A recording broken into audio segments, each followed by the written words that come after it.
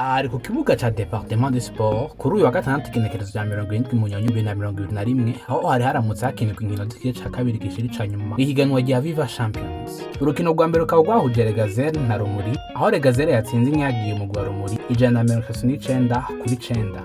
Elsi Niyonkuru akaba ari nyene yije amata 50, Aisha Ngenzahayo nawe yinjiza amata 21 ku ruhande rwa Regazere. Regazere aciye yironkera uburenganzira bwo gukina urukino rwa nyuma n'umugwi wa Gladiators nawe watsinze amata 51-41 ya Young Sisters mu rukino rwahuje ku muhingamo w'uyu wa gatandatu.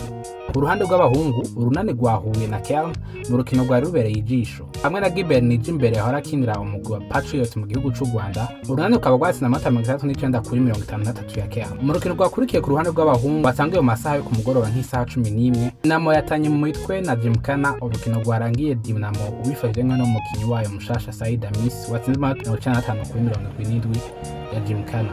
Umuririmbyi OLG Oleg kabari yaje guteramisha abari baje kuraba izo nkino. Mukwibuka yuko nkino za nyuma zizoba ku munsi w'ejo w'Imana aho umugwi wa Regazere uzokina Gladiators isaha 5 n'igice, umugwi nawo ugakina na Dinamo isaha 7 n'igice.